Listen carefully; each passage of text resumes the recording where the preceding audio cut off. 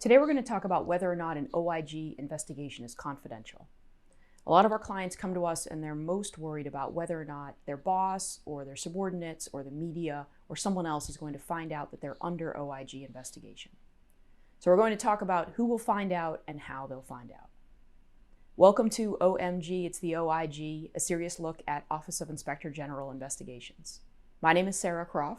I'm a lawyer here in Washington, D.C., and we represent people, government employees, and companies who are federal contractors who are under OIG investigation.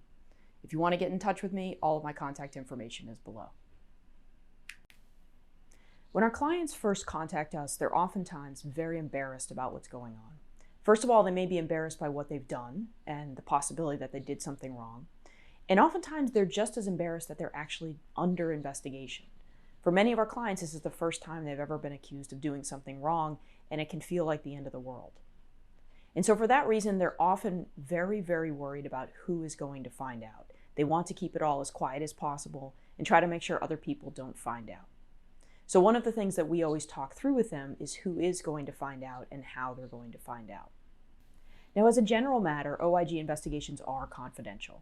So the OIG generally has internal rules to keep the investigation confidential. The agents and the people who work in that office can't gossip at lunchtime about who they're investigating and what they're investigating. But the fact is, people in your office and maybe outside of your office are going to find out about the investigation. There's just no way to stop that. So here's who will find out and how they may find out. So first, your supervisor is going to find out about the investigation. Oftentimes, the OIG will talk to your supervisor at the beginning of the matter to let them know that the investigation is ongoing, that they may be interviewing people in the division, they may be interviewing you, and so forth. Now, this isn't always true. Sometimes the supervisor doesn't have anything to do with what supposedly happened, and the investigation will happen outside of your section or your division within the agency.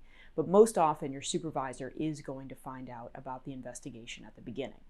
Certainly, your supervisor will find out about the investigation at the end, because when the OIG finishes its report or its summary of what happened, they almost always send it to your supervisor to determine whether or not there should be any discipline imposed on you. Should you be demoted? Should your pay be cut?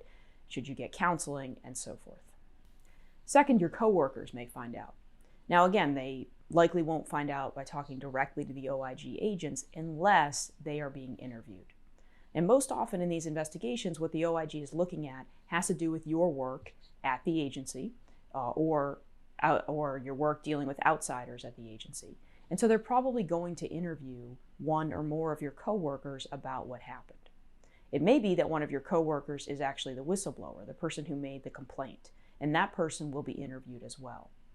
So your coworkers could find out about the investigation first because they're contacted by the OIG or they're interviewed by the OIG. And second, because of the way offices work, they may find out through gossip. So once one person in your office finds out, depending on the dynamic in your office, it may be that several of your coworkers do find out about the investigation simply through the typical office gossip. Third, people outside of the agency may find out about the investigation.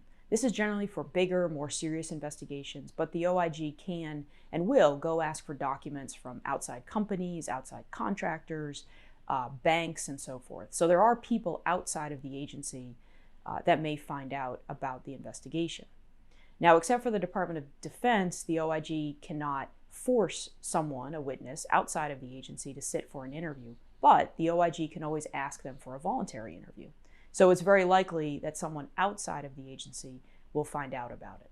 Now, this will very much depend on what the allegation is. So, for example, if it's a time and attendance investigation and they're looking at whether or not you were really working from 9 to 5 like you said you did, that's probably going to be handled internal to the agency. But if they're looking at whether or not you gave a contract to a friend of a friend, they're going to try to interview and may get documents from the people outside of the agency. And fourth, there's the question of whether or not the public will find out generally. So at the end of the investigation, the OIG will write some sort of report or summary memo. As a general matter, that is not made public. There are some exceptions to that for some agencies, but usually that's not a public memo. However, it may be put on the OIG's website with the names and possibly the job titles redacted. If they don't redact the job titles and black those out, people within your agency and people outside the agency may be able to figure out that it's you who's under investigation. In addition, the OIG, every agency's OIG, must do a semi-annual report to Congress. So twice a year, they draft a report that will summarize their bigger investigations and send that to Congress, and that is put on the OIG's website as well. So if that report summarizes the investigation of you, and the way the summary is written allows you to be identified, then it's possible somebody in the public or somebody in the media could figure out who was under investigation and that it was you. Now, although the OIG must keep the investigation as confidential as possible, you are welcome to talk to other people about the investigation. However, I don't think that you should do that, and here's why. If you find out about the investigation and talk to somebody else in the agency, a friend or a colleague about it, the OIG may interpret that as trying to influence that person's testimony or trying to interfere with their investigation. And it's possible that a very aggressive OIG agent might think that that's obstruction of justice, which is a felony. So if you find out about an OIG investigation, you do not want to talk to anyone who knows anything about the underlying facts or really anyone at the agency at all. You can talk to your lawyer about it, you can talk to your spouse or your partner about it, but know that if you talk to someone at the agency about the investigation or what happened, the OIG can interview that person and find out what you said. So it's a dangerous thing to talk to someone at your agency or even outside of your agency about it. I hope this information was helpful. I hope it helped you to understand who can find out about an OIG investigation. If you want to get in touch with us, again, our information is below. There's also a link to our blog, Grand Jury Target, and that blog has a bunch of posts about OIG investigations that you might find helpful. And there's also a link to an 80-page ebook which describes OIG investigations from start to finish. Thanks very much for watching.